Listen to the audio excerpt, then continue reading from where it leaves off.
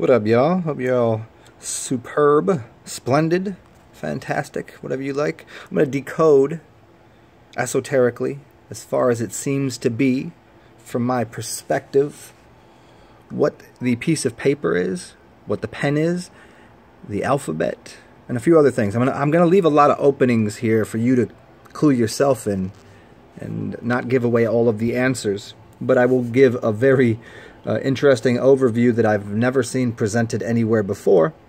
And here, we'll just get right into it. Let's see if you can figure out what's going on here. I'll give this a little look-see and see if you can't. If you want to, feel free to look this over. Here we go. And go ahead and you can pause it before I speak on it, see if you can figure out what it says. So here we go. So the red line here is representative of fire. The blue line is representative of water. So as you're writing something, you're writing it upon the water. Writing is riding upon the water. What rides upon the water? Well, a ship or a boat or any sort of vessel. You'd say that they're inside of a ink cartridge is a vessel or ink. Ink is your kin or your blood. And so you have the blue bloods and the red bloods, as always is said. There's also purple blood and green blood and things, but in school you're taught to write with a blue or black pen. And the teacher writes with a red pen, always to correct where you make a mistake. Why red? It's burning something. Why blue and black? What is blue and what is black? Well, blue, they say, put more water on the water. So it doesn't really have a lot of meaning. It can just drown into the page. But black has a little bit more of authority. So whether it's black or blue, we can kind of term that the earth element, which is the ink. So here we go. So there is a little bit of ink.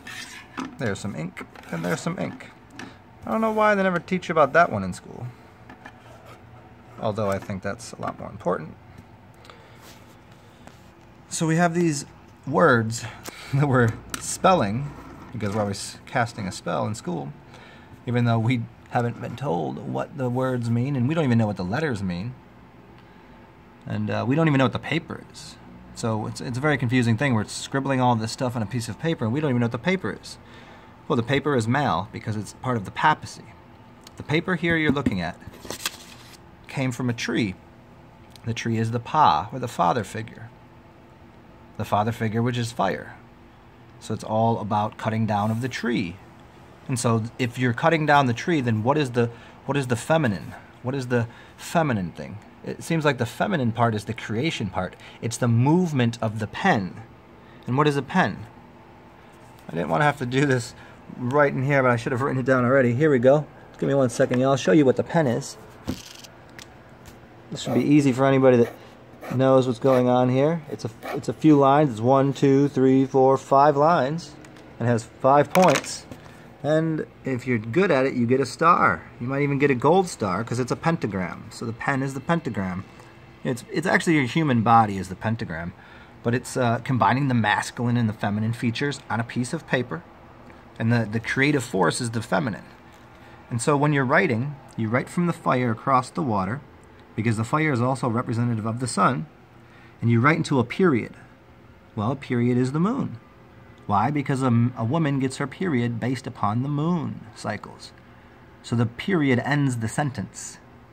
So when a woman has her period, there's no chance of birth happening. See? So we're using this with what we call words, and if we decode words, we start with the word, with the letter W, and then we turn that into, well, let's not do that right now. But let's remember that words are swords that we're playing with here. So hopefully this was fun for you. The ink and the kin, I think you could figure that out. That's like your kin or your blood.